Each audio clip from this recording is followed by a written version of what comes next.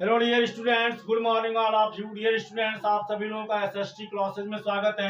मेरे प्यारे विद्यार्थियों, आज का जो मेरा टॉपिक है बहुत ही महत्वपूर्ण है और कई बार हर विभिन्न प्रकार के एग्जामिनेशन में पूछा गया है, चाहे वो बोर्ड एग्जाम हो चाहे किसी कंपटीशन लेवल का हो, बहुत ही महत्वपूर्ण है। सो गाइस, आज का जो मेरा टॉपिक है वो टॉपिक है कि ये है कि तार को, ये बिजली के जो तार होते हैं, ठीक है ना, जो मतलब बिजली के तार जिनसे घरों में सप्लाई होती है, करंट की जो पावर हाउस से सप्लाई होता है, उनको आखिरकार गर्मी के दिनों में ही क्यों लगाया जाता है? ठीक है ना, गर्मी के दिनों में ही क्यों लगाया जाता है, ठंडी के दिनों में क्यों नहीं लगाया जाता अधिकतर? तो डियर स्टूडेंट्स, ये बहुत ही महत्वपूर्ण टॉपिक है कि जो तार होते हैं, ठीक है ना, जो हमारे बिजली के जो तार होते हैं, बिजली के तार बिजली के तार गर्मी के दिनों में ही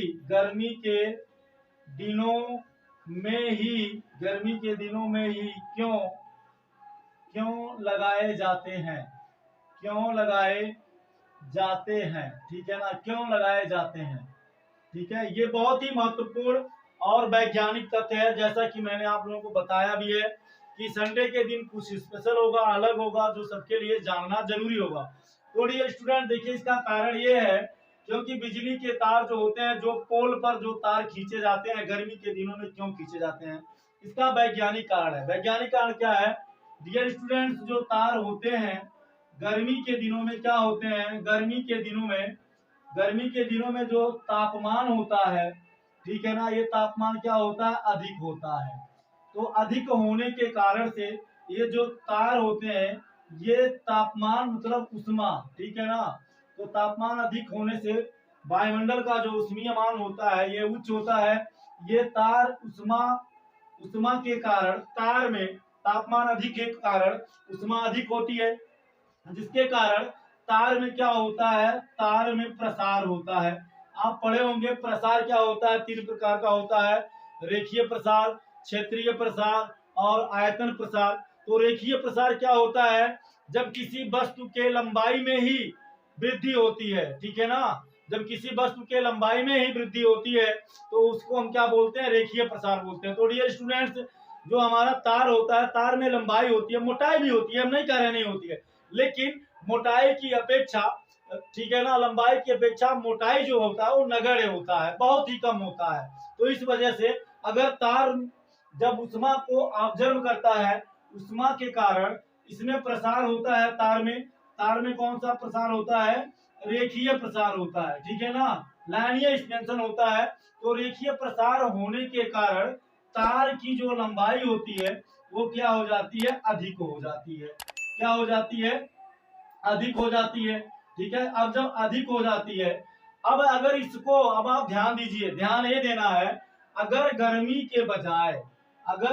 के बजाय ठंडी के दिनों में तार को ऐसे पोल पर, एक पोल से दूसरे पोल पर अगर तार को गर्मी के दिनों के बजाय ठंडी के दिनों में खींचा जाए, तो डियर स्टूडेंट्स क्या होगा, तार तो आप टाइट खींचेंगे, ठीक है ना, लेकिन होगा क्या, जब ये उष्मा इस पर पड़ेगा तो ये उष्मीय प्रसार होगा।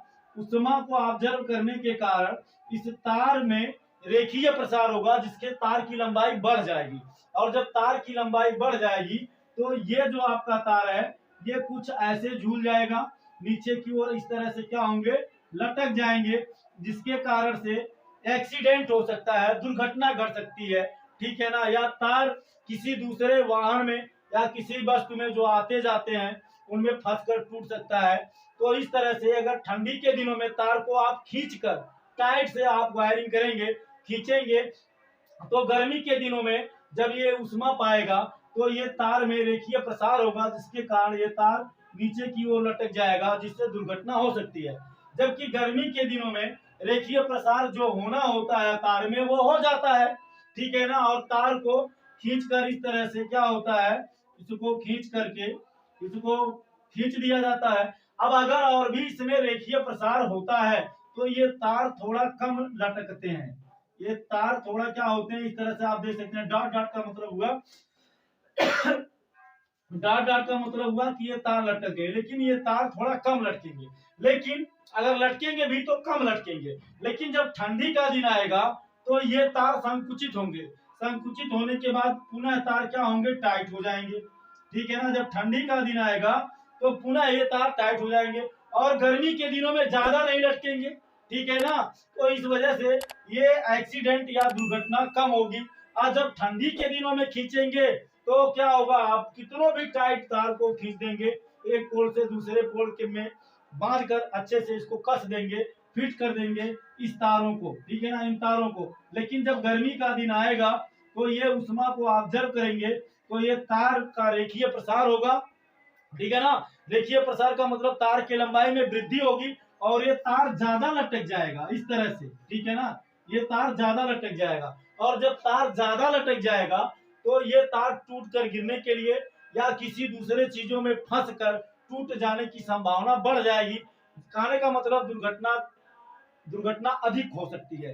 ठीक है, लेकिन अगर हम यही तार, इसलिए ठंडी के दिनों में तार नहीं खींचा जाता पोल पर। और गर्मी के दिनों में तार खींचने से क्या होता है कि जो इसमें रेखीय प्रसार होना होता है मैक्सिमम रेखीय प्रसार हो जाता है और इसको खींच कर टाइट फिट कर देते हैं। और अगर मान लीजिए थोड़ा बहुत बढ़ता भी है तो तार में लूज है, जो तार लूज होता है, ठीक है ना, ये बहुत कम होता है। ठीक है, जिससे एक्सीडेंट होने की संभावना कम हो जाती है।